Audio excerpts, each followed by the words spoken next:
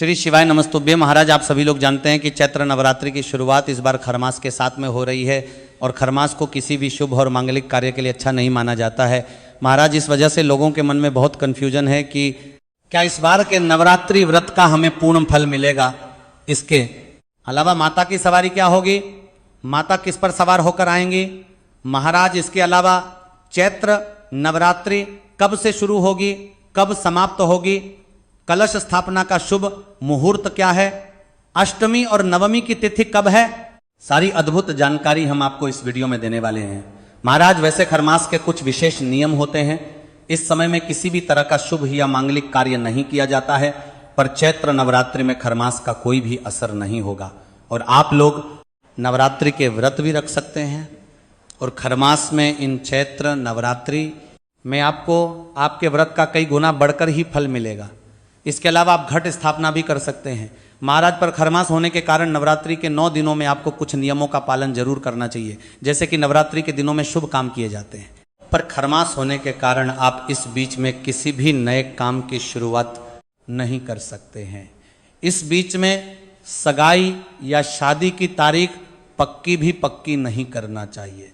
महाराज, नवरात्रि और खरमास के दौरान आपको अपने घर में शुद्ध और सात्विक चीजों का ही सेवन करना चाहिए, जिसमें लहसुन, प्याज और तामसिक भोजन आपको ग्रहण नहीं करना चाहिए।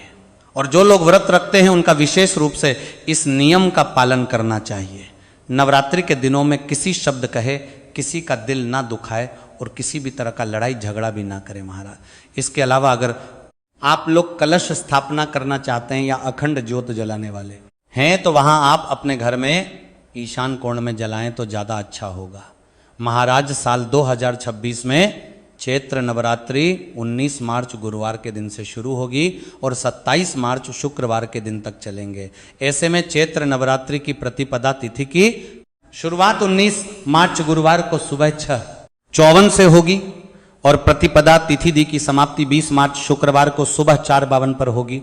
महाराज, चैत्र नवरात्रि के दिन यानी कि 19 मार्च 2026 को कलश स्थापना का शुभ मुहूर्त सुबह 6:54 से लेकर सुबह 7:43 तक का होगा। इस बीच में आपको कलश स्थापना अपने घर में कर लेनी है। अगर किसी कारणवश आप सुबह के समय कलश स्थापना ना कर पाए तो आपके पास दोपहर में एक अभिजीत मुहूर्त भी रहेगा, जो कि दोपहर 12:10 से लेकर दोपहर 12:58 तक रहेगा।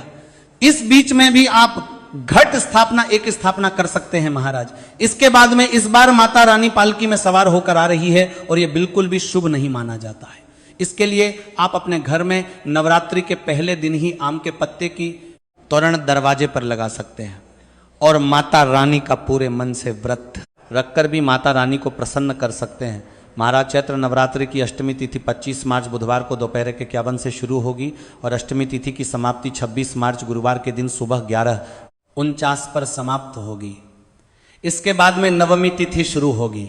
महाराज, इसके बाद में चैत्र नवरात्रि की नवमी तिथि की शुरुआत 26 मार्च गुरुवार को सुबह 11:50 से लेकर 27 मार्च शुक्रवार को सुबह 10:07 तक रहेगी। महाराज, ऐसे में कुछ लोग 26 मार्च को ही अष्टमी और नवमी मानेंगे, पर कुछ लोग 26 मार्च को अष्टमी मानेंगे और 27 मार्च को नवमी मानेंगे। महाराज, अगर आप लोग अष्टमी और नवमी में अपने घर की पूजन करते हैं तो जो हमने आपको 27 मार्च को नवमी मानेंगे। समय बताया है, उसका विशेष रूप से ध्यान रखें और कन्या पूजन करते समय भी इस समय का ध्यान अवश्य रखें। बाकी अष्टमी और नवमी आने से पहले हम आपको और स्पष्ट तरीके से बता देंगे कि आपको अष्टमी नवमी कब मनानी है। इसके अलावा अगर आपके मन में चैत्र नवरात्रि से जुड़ा हुआ कोई प्रश्न तो वह आप हमसे कमेंट करके पूछ सकते हैं। आप ये वीडियो कहाँ से देख रहे हैं, कमेंट में जरूर बताएं। श्री शिवाय नमस्तुभ्यम। महाराज।